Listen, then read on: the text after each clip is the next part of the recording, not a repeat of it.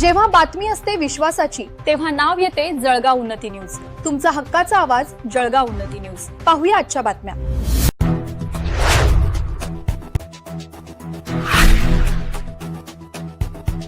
जळगाव जामोद तालुक्यात 30 जून पासून विशेष मतदार यादी पुनरावलोकन मोहीम.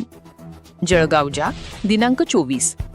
जळगाव जामोद तालुक्यात 30 जून 2026 पासून विशेष मतदार यादी पुनरावलोकन मोहीम राबवण्यात येणार असून बीएलओ घराघरांत जाऊन मतदार पडताळणी करणार आहेत, अशी माहिती मतदार नोंदणी अधिकारी तथा उपविभागीय अधिकारी शैलेश काळे यांनी आयोजित पत्रकार परिषदेत दिली.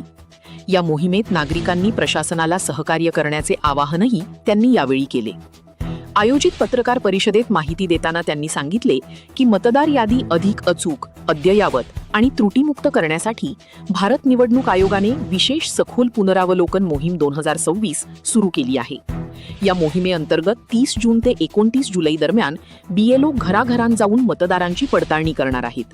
विधानसभा मतदारसंघांमध्ये एकूण 2,13,139 मतदारांची नोंद असून या मोहिमेसाठी मतदार नोंदणी अधिकारी 1, सहाय्यक मतदार नोंदणी अधिकारी 16, मतदार केंद्रस्तरीय पर्यवेक्षक 59, क्षेत्रीय अधिकारी 31 व बीएलओ 317 व सहाय्यक बीएलओ 317 अशी नियुक्ती करण्यात आली आहे. या मोहिमेनंतर 5 ऑगस्ट रोजी प्रारूप मतदार यादी जाहीर केली जाईल. त्यानंतर 5 ऑगस्ट ते 4 सप्टेंबर दरम्यान दावे आणि हरकती स्वीकारण्यात येणार असून 7 ऑक्टोबर रोजी अंतिम मतदार यादी प्रकाशित केली जाणार आहे. बीएलओ प्रत्येक घरात जाऊन गणना प्रपत्र उपलब्ध करून देणार आहे. मतदारांना वोटर हेल्पलाईन ॲप किंवा राष्ट्रीय मतदार सेवा पोर्टलद्वारे NVSP पोर्टल ही माहिती सादर करता येणार आहे. मृत, स्थलांतरित किंवा दुबार नाव असलेल्या मतदारांची नियमानुसार पडताळणी करून आवश्यक कार्यवाही केली जाईल.